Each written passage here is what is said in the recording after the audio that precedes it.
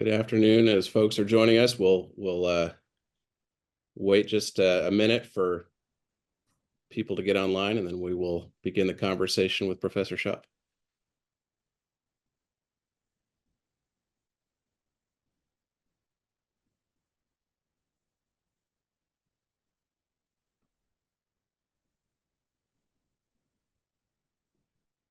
All right, it's 3 o'clock. We'll give it just a little bit more for folks who are joining us. I can share my There we go. Washington mug, Washington at Valley Forge. Very nice.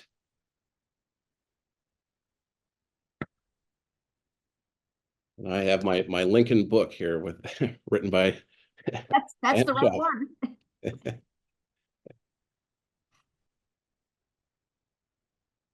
Okay, we're up to 24 participants here. I think see a few more joining us.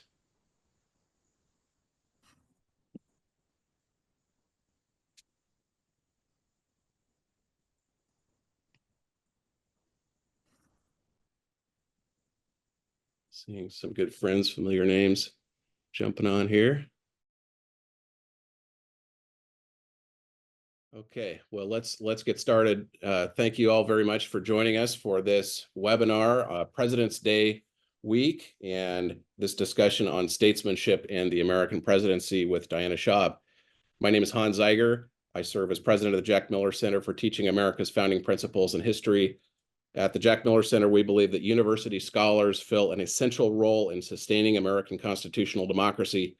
And with that in mind, we aim to do three things: build and empower a network of university professors who teach the foundational ideas and documents of the American political tradition, forge new models for university-based training of K-12 teachers, and build a diverse coalition of leaders, scholars, and teachers to ignite a civic education renaissance. Today, we're here at the end of the week when we celebrated President's Day, and of course, we marked the February birthdays of George Washington and Abraham Lincoln. We're joined by Professor Diana Schaub to talk about Washington and Lincoln and a couple of their public speeches that are worthy of our attention. Professor Schaub is Professor Emerita of Political Science at Loyola University Maryland and a non-resident senior scholar in the Social, Cultural, and Constitutional Studies Department at the American Enterprise Institute. Professor Schaub is the author of several books, most recently his greatest speeches, How Lincoln Moved the Nation, which I highly recommend to everybody who is listening to this. She is also a member of the Jack Miller Center's Academic Council and has been involved with a number of different seminars and programs that we've put on over the years. And I've had the privilege of sitting in some of those seminars and know the kind of talent and devotion that she has to teaching primary sources and teaching about statesmanship through those primary sources. We're going to focus our discussion on a couple of important speeches from Washington and Lincoln: George Washington's farewell address and Abraham Lincoln's Lyceum address. The farewell address was given at the end of the public career of our first president, and the Lyceum address was given early in the career of the man who would become our 16th president. But there are a number of common themes to explore. For our audience, I would invite folks to follow along as we discuss these texts at the links to our online library at Context US, which will appear in the chat box shortly.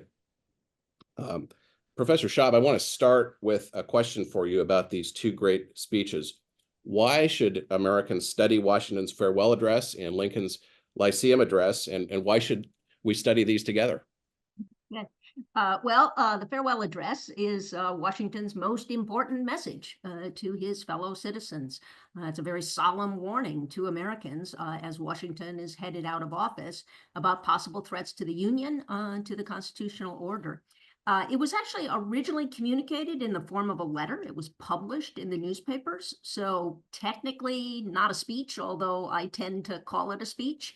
In 1862, in the midst of the Civil War, it was read aloud in Congress in order to remind Americans of Washington's warnings to them about passions and individuals that might imperil the Union. And then it was decades later that the Senate began the tradition of an annual reading of the speech on Washington's birthday. So that's a wonderful practice. It continues to this day, but I'm not sure that our representatives have been listening as closely as Washington would have hoped. And so the best reason to study the farewell address is that Washington's advice is still sound and much needed. Now, Lincoln's Lyceum address doesn't have the same official status. As you indicated, it's an early speech. Lincoln's only 28 years old when he delivers it.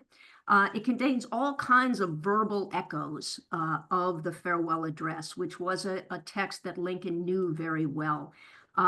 But Lincoln is not just borrowing or repeating what Washington said. Rather, I really think the young Lincoln is in conversation with the great statesman George Washington. He's sort of updating and extending the analysis of the likely dangers and threats ahead.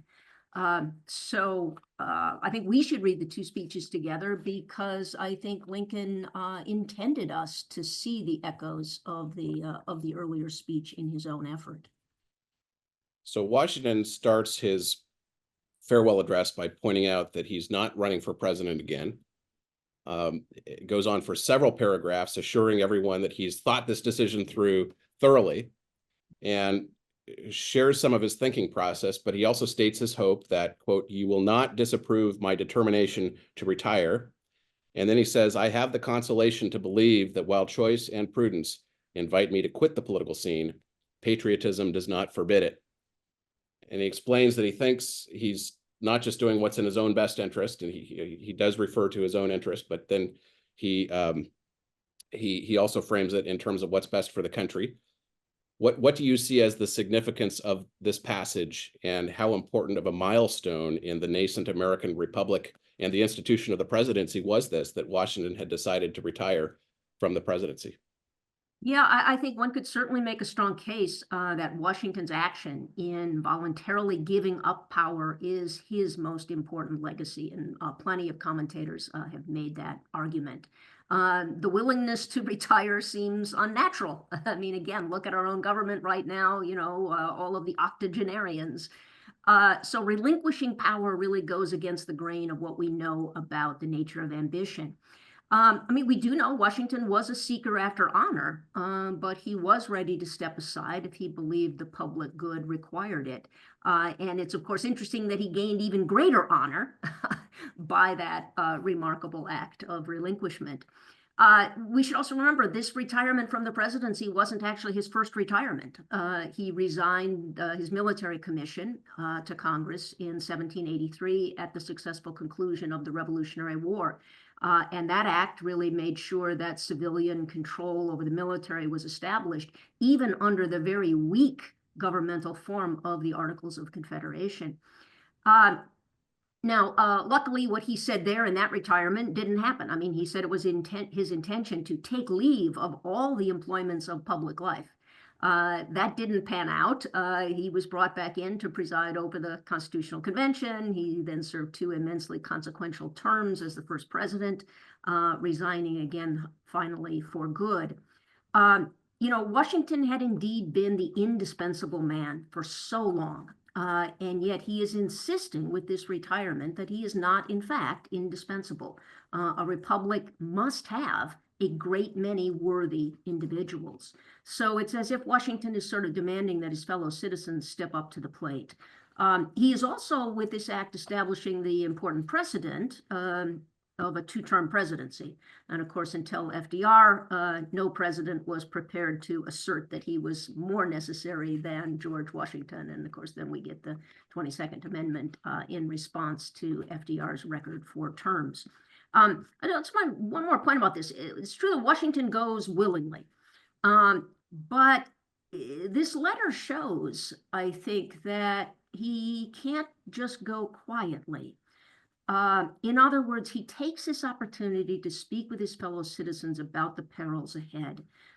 This impulse to sort of extend his guiding presence over the generations, into the future. It indicates, I think, how difficult it actually was for the most competent man on the stage to exit of his own accord and turn the nation's performance over to, what you might call an ensemble cast. So Washington offers a kind of prayer for the country and its government. And then he says, in effect, I could stop here, but I have some more to say, which he describes as he says, I should stop here. But he can't. But he can't, yeah. And he describes what follows as the disinterested warnings of a parting friend. And he turns then to the subject of liberty, describes that very quickly. He moves past it quickly because he gives high marks to his fellow citizens for their love of liberty and doesn't think that he needs to dwell very much on that point. But he moves to a more challenging subject, and that's the subject of unity. And a little ways into that section, he links union back to liberty. He says, your union ought to be considered as a main prop of your liberty, and the love of the one ought to endear to you the preservation of the other. I wonder if you could unpack this section about union and unity for us a bit. Yeah. Yeah, you're right. Washington believes that the love of liberty is secure in American hearts. Now, we know that Tocqueville, who we'll visit a few decades later, is much more worried about the status of liberty. But Washington, I think, takes the love of liberty as a given, as something reliable. America really is the land of the free and the home of the brave.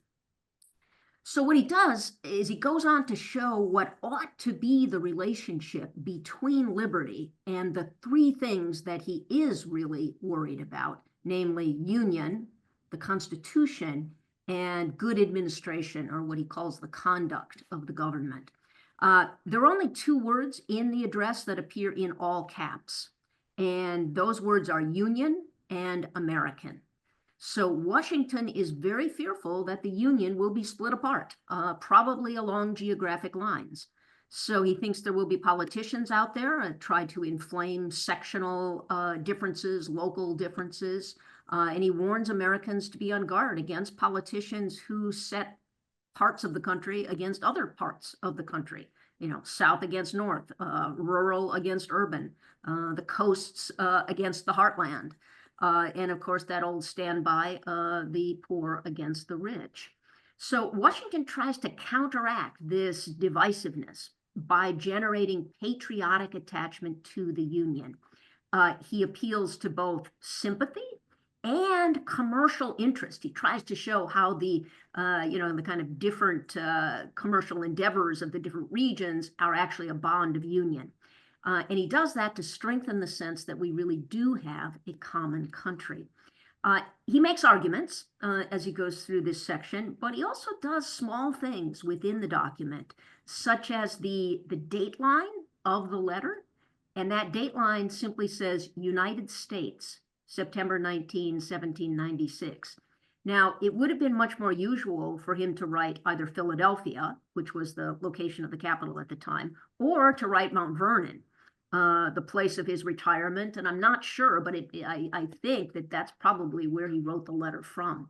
So with this date line, United States, Washington indicates that he's an American first, not a Virginian. So I think that's a very small moment, but a powerful one as his own sort of testimony to union.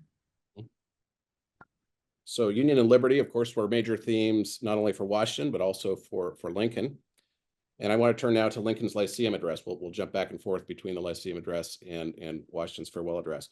Lincoln defines the task of his generation, which he says was a different task than that of the founders.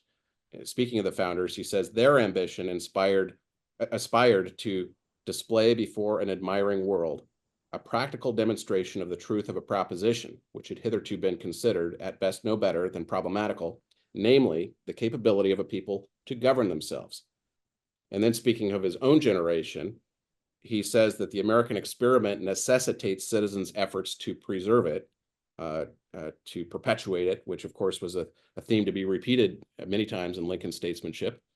Lincoln said that it was the singular responsibility of his generation to transmit the foundational principles of America to the latest generation that fate shall permit the world to know.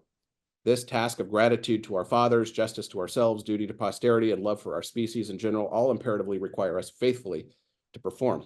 So I have a couple of questions on this. First of all, how did the task that Lincoln identified differ from the task that had been performed by the founding generation? Yeah. So Lincoln structures the Lyceum Address around this difference, the difference between founding and perpetuation. And in his initial presentation of the difference, it seems that founding is much more the more difficult task, the heroic task. One more passage from that second paragraph. Theirs was the task, and nobly they performed it, to possess themselves and through themselves us of this goodly land, and to uprear upon its hills and its valleys a political edifice of liberty and equal rights. 'Tis ours only to transmit these. So it sounds like later generations are just lucky inheritors. You just have to avoid squandering your inheritance. Can't be that hard. But as the Lyceum Address unfolds, Lincoln demonstrates, I think, that perpetuation is actually the harder task. And that's true for two main reasons. First, there is the present danger of mob rule. So Lincoln is writing in 1838, and he sees these sort of outbreaks of mob action and mob violence that are going on. It's hard for a democratic people to be self-governing, since that means you live under the laws that you have authorized by your consent to the principle of majority rule. But often what happens is that some portion of the people is unhappy with what majority rule has produced.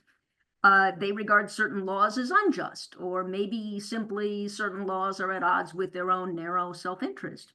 But in any case, there is a temptation to go outside the law. And Lincoln shows the logic of mob rule. What does it eventuate in? And Lincoln shows how mob rule will provide an opening to sort of populist politicians, demagogues. They will gain power, and they will eventually overthrow the restraints of the constitutional order, and that will eventually undermine democracy itself. So Lincoln says the ultimate trajectory of mob rule is regime change. Then, in the second half of the speech, he takes this analysis further to show how the situation in the future will be different than the situation at the time of the founding. The revolutionary period, as he presents it, was able to rely on human passions in order to establish republicanism. So, for instance, the few great figures. Lincoln says, well, they were actually in quest of celebrity and fame and distinction. And they could achieve that fame by placing their greatness in the service of the cause of liberty for all. Meanwhile, ordinary folks at the time of the Revolution are in the grip of passions like hate and revenge, and all of those passions were directed against the British. So this is a really surprising portrait in the second half of the Lyceum Address. It's as if Lincoln is kind of stripping away the decorous, patriotic drapery, from our image of the past. So why does he do this? He's trying to warn his audience about the less happy effects that these very same passions will have in the post-founding generation. So, ambitious individuals will still be around. Will they be content to work within a very circumscribed constitutional order? Passions like hatred and jealousy will remain. But in future, those passions are going to be directed inward. They're going to be directed against fellow citizens. Now, the founders were able to rely on the assistance of the passions in a way that Lincoln believes is going to be hard to replicate. And so the perpetuation of the Republic will require a kind of transcendence, or at least taming of the passions, subordinating them to reason. And what this really means, I think, is that to succeed in the task of transmission, we will actually have to become better human beings.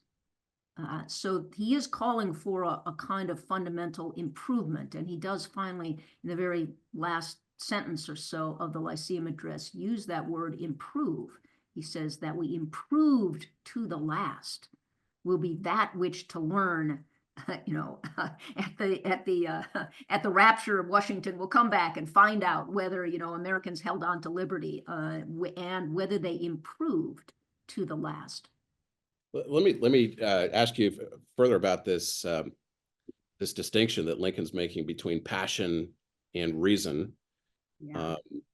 He mentions that as he describes this image of a temple of liberty, and the founders were the pillars of the temple of liberty, and now that they've crumbled away, that temple must fall unless we, their descendants, supply their places with other pillars. Suggesting this other task that is before his generation and subsequent generations to the founders.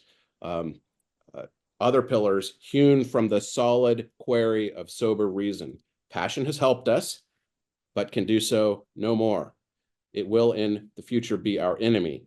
Reason, cold, calculating, unimpassioned reason must furnish all the materials for our future support and defense. I mean, this is an old way in many respects of going back to classical understanding of reason, but an old way of framing human faculties. How would Lincoln have been thinking about this distinction and the meaning of something like passion versus the meaning of something like reason, and what would have informed his own education about this?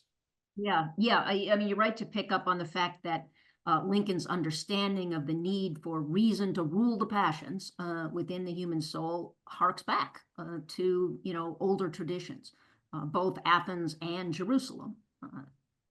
Way to say that, I mean, both the Greek tradition and the biblical tradition. Now, you ask about Lincoln's education. Well, he didn't receive a very extensive classical education. I mean, he would not have read Plato or Aristotle or Cicero. He had only a year in an actual classroom, kind of spaced out a few months at a time here and there. So he was almost entirely self-educated. He was certainly steeped in the Bible. And to the extent that this teaching is available in the Bible, Lincoln would have learned it there. He also had some exposure to what we might call wisdom literature.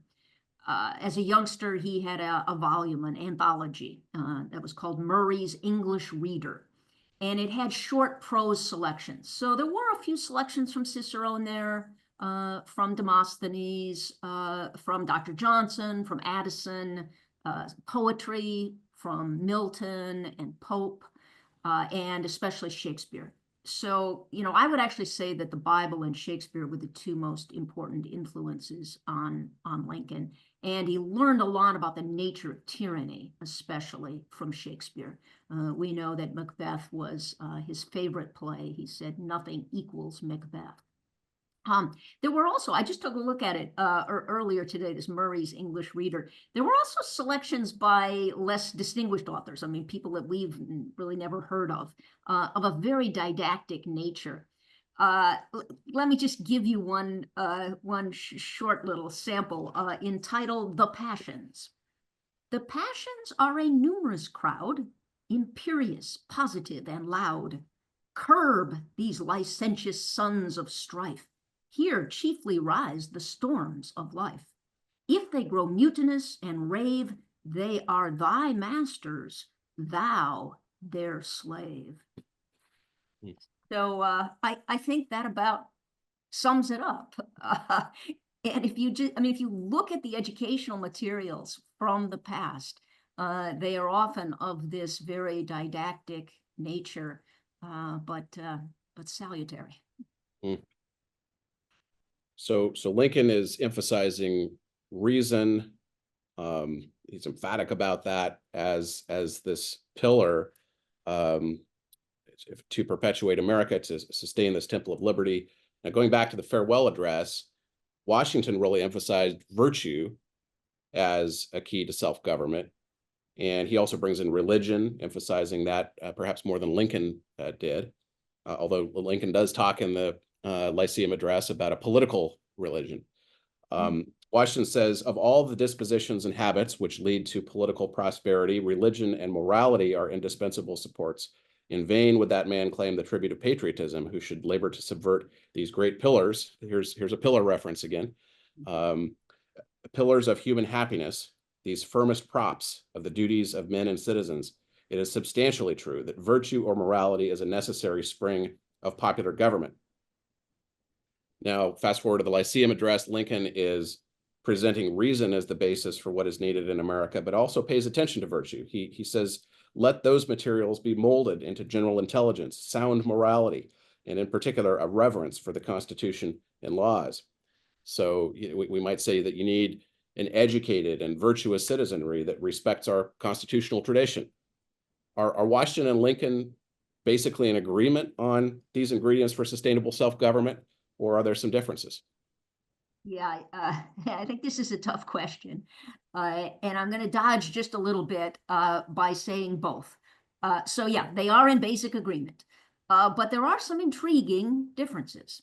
So Washington looks to our inherited moral capital, Christian belief, right, and morality. Now that's something exterior to the regime, but it's something that contributes to both the health of the political order, and Washington says this is also, a pillar of our human happiness, our individual happiness. So Washington warns against doing anything that would undermine this pre-existing salutary religious belief. He's got that funny line in there where he sort of says, there may be individuals of kind of peculiar structure who can find their morality without religion. Maybe he has in mind Jefferson. Right? But, basically for most human beings, your morality is going to come from some kind of religious faith or religious instruction. So he doesn't want that to be undermined. Lincoln does something a little different. He argues for a political religion of reverence for the Constitution and laws. So it's as if he is borrowing religious language and sort of applying it to politics. He's also, in that passage that you quoted, about reason, he indicates there that morality can be grounded in reason, and indeed that reverence for the laws. Reverence is a dictate of reason. So I think the suggestion is you begin with reason, this material that you can then mold into these other things. That's what he suggests there. They can be molded into, out of reason, we can mold general intelligence, sound morality, and in particular, a reverence for the Constitution and laws. Now, I do have a kind of speculation about maybe what Lincoln was worried about. I think he has more fear of religious fanaticism than Washington did, and the way that religious fanaticism can seep into politics and render political life more intemperate, more vituperative, more divisive. Remember, he is responding. This is 1838 that he's writing this.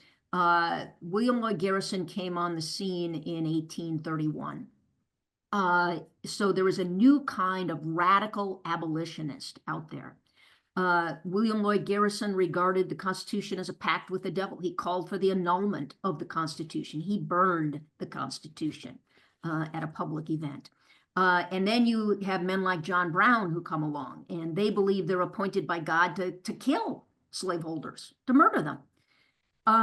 So I think you can see Lincoln's concern for a certain kind of religiously inspired, very anti-political fanaticism in other speeches. You can see it especially in the Temperance Address, and you can see it in the Second Inaugural.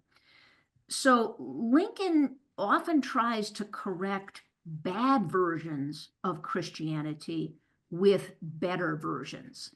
It's not that he's trying to overthrow Christianity or undermine it, but he sort of suggests, is there a different interpretation of Christianity that would lead us to behave in a less prosecutorial way?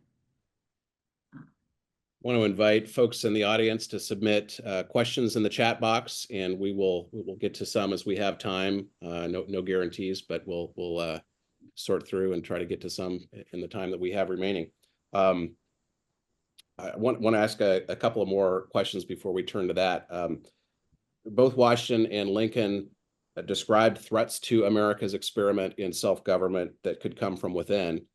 Washington described the risk of cunning, ambitious, and unprincipled men who would be enabled to subvert the power of the people and to usurp for themselves the reins of government, destroying afterwards the very engines which have lifted them to unjust dominion. Lincoln also talks about cunning and ambition in the Lyceum Address. What caused Washington and Lincoln to have this fear about the future rise of cunning and ambitious leaders? Yeah. Maybe just one point before that. I mean, there is a well-known part of the farewell address that's concerned with foreign policy and our relations with other nations. But I think it is true that Washington's main focus in the farewell address is domestic. And certainly for Lincoln, the exclusive focus is on threats from within. In the Lyceum Address, he says that as a nation of free men, we shall live through all time or die by suicide. So they were both worried that the constitutional order would be overturned. And what that would mean would be the abandonment of the system of separated powers with its checks and balances. They recognized that the system was not entirely self-sustaining. Now, go back to the Federalist Papers, right? Didn't Madison and Hamilton in the Federalist Papers sort of assert that they had solved this, right? This was a design in which ambition would counteract ambition. And it is certainly true that both Washington and Lincoln approved of those ingenious structural devices. They understood them and they approved of them. But in the end, I think that both Washington and Lincoln believed that more was required and that the character of the people was crucial. So, and this means really that they are both paying attention to public opinion and the way in which proper statesmanship can shape public opinion. So a healthy public opinion is necessary to keep that system functioning properly. So I think the ultimate purpose of the farewell address is to generate an educated public opinion that would fortify and sustain the system. And so too with Lincoln, from the Lyceum Address all the way through to the second inaugural, he is serving as the preceptor of the people. He's letting citizens know what they need to do and to be in order to perpetuate our political institutions. So in other words, statesmen can't do it by themselves. It really, both of them emphasize the way in which statesmen can assist in forming citizens. So building on that, I mean, there's this major responsibility that falls on a self-governing people, and both of these speeches are attuned to that, and really trying to define what those responsibilities are. Lincoln talks about a task that is really an imperative or a generational cause for people succeeding the founding generation. And what I want to ask is, how important is it for statesmen to define a task, to clearly define a generational responsibility? How important is that as a key feature of statesmanship in terms of forming public understanding and galvanizing public action? Yeah, that's a great question. Yeah, I think Lincoln thinks very much in generational terms. In a sense, you could say he's trying to solve the problem that Jefferson highlighted. Jefferson was very worried that Americans would just retreat into private life and descend sort of into the pettiness of a consumer society. They would lose public spiritedness, and eventually they would become incapable of filling their role as intelligent, vigilant citizens. Remember that line from Jefferson: "From the conclusion of this war, we shall be going downhill." I mean, think about that. That was the Revolutionary War. He said that about. The beginning was the beginning of the end, right? According to Jefferson, if you didn't do something to intervene. So what Jefferson proposed was really to make each generation a founding generation. He wanted there to be a constitutional convention every 20 years. And then Americans would have to constantly return to first principles. They would be forced to be truly self-governing if we had a constitutional convention every 20 years. Now, Lincoln, I think, agreed with Madison that would be a recipe for disaster. So in the Lyceum Address, Lincoln's alternative is this summons to a kind of spiritual betterment.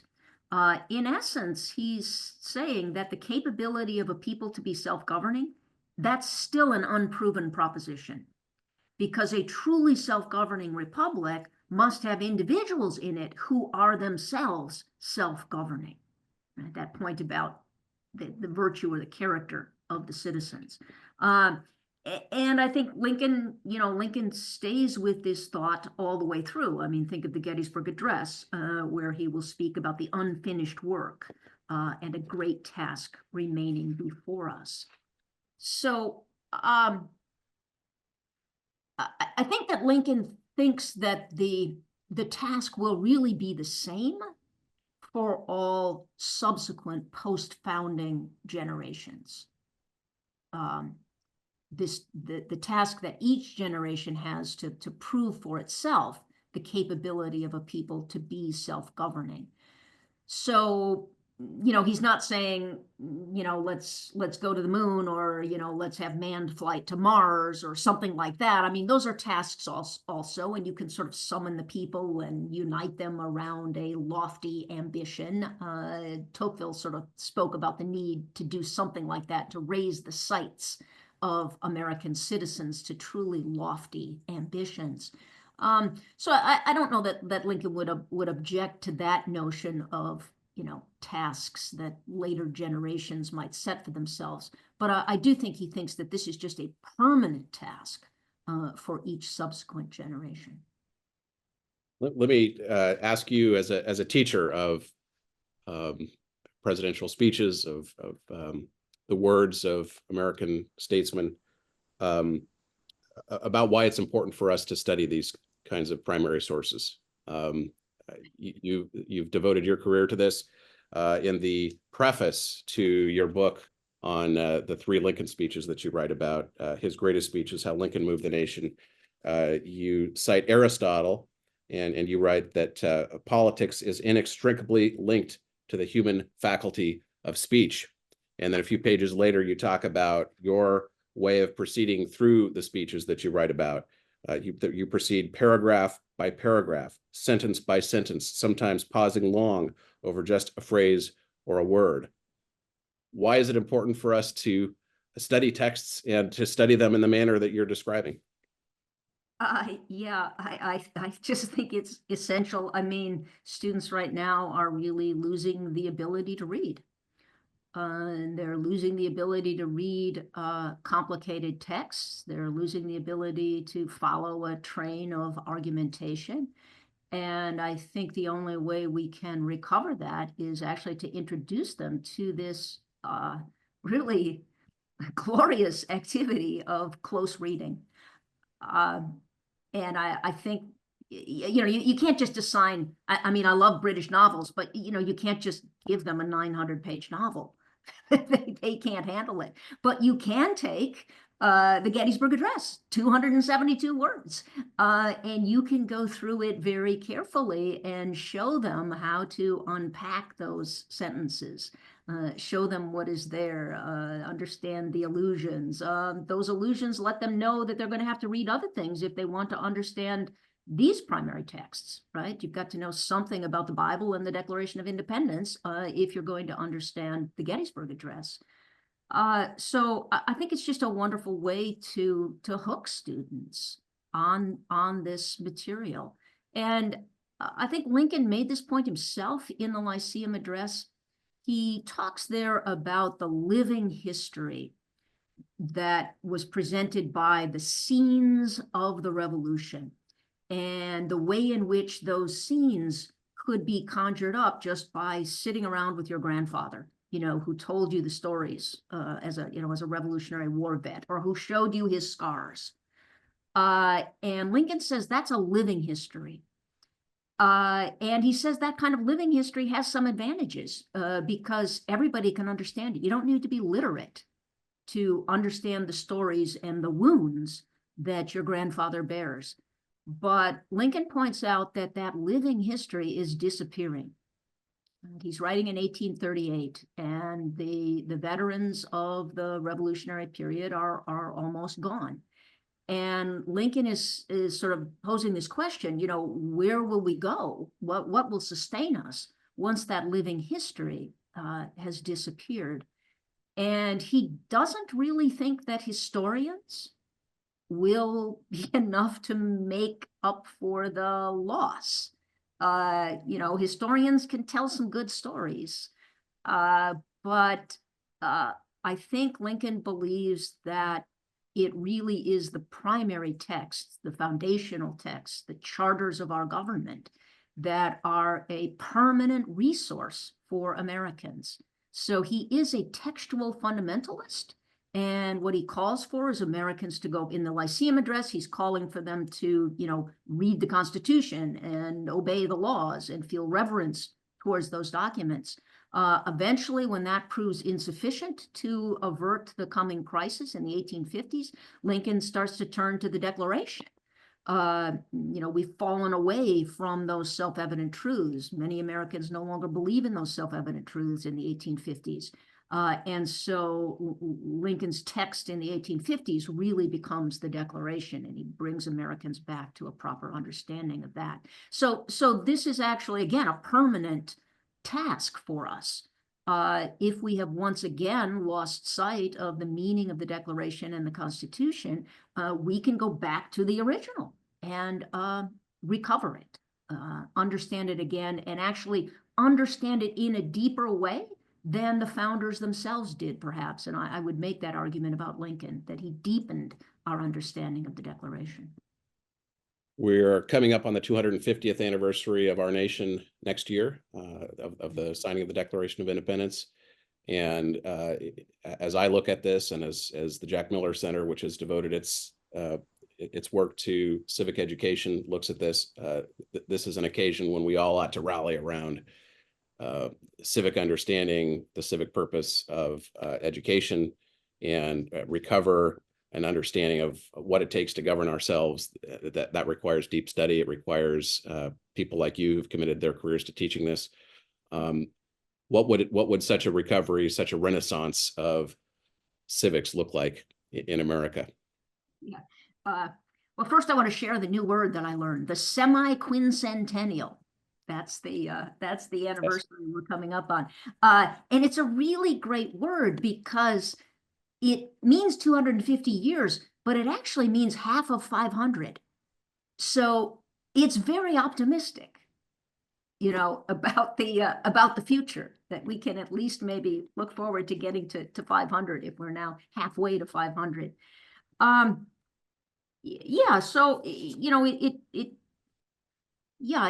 should be an occasion to do what I just called for, more attention to the document itself. I'm a big believer in memorization. I'd like us to get back to memorization. You know, how about a contest? You know, who's the youngest American who can commit the at least say the first 2 paragraphs of the Declaration to memory? You know, the when in the course of human events paragraph, and the we hold these truths to be self-evident, at least up through and including the word prudence. So yeah, I don't know what else to say about that. I mean, I hope we do take it seriously, not just bells and whistles, but, you know, actual reading and thinking. Absolutely. My last question for you: what's keeping you busy these days in terms of writing projects? Are you working on any books? Yeah, more essays. I think the essay is maybe my form. I mean, the Lincoln book is really three distinct essays. Yeah, so I want to write something on Booker T. Washington. You know, I've been interested in African American political thought for quite a while. Done some writing on Frederick Douglass. but I think Booker T. Washington is understudied and underappreciated. And to me, actually, he is the American who who is most an exemplar of what Lincoln meant when he called for charity for all, in the second inaugural. I think that Washington really lives that out and shows what it might look like in an active program. So I want to write about Booker T. And then I have another idea to write about Lincoln and Frederick Douglass. You know, there are many ways in which the two of them sort of come closer together. Douglass especially comes to appreciate the prudence of Lincoln. Once Douglass changes his mind about the character of the U.S. Constitution, that it's a glorious liberty document, I think he comes closer to Lincoln in Lincoln's understanding of the Constitution. But there's still, you know, points of real difference between those two men. And I think you could see it in their eulogies. And who they eulogize. So Lincoln writes a eulogy of Henry Clay, and Douglass despised Clay, always despised him, thought that his compromises were the morally tainted kinds of compromise. And Frederick Douglass wrote a eulogy of John Brown and continued to celebrate John Brown all his life. Whereas Lincoln dismissed Brown as a fanatic, the worst kind of religiously inspired fanatic. So I think that difference between the two of them is very revealing, and I'd like to sort of explore that. So although I think the two men come to have an appreciation of each other, they still, you know, remain apart in who they admire. Right? You can learn a lot you know, about people's stance and principles by who they admire. Well, thank you so much for taking this time to join me for this conversation today. Thanks for all you do for the Jack Miller Center, and all the best to you.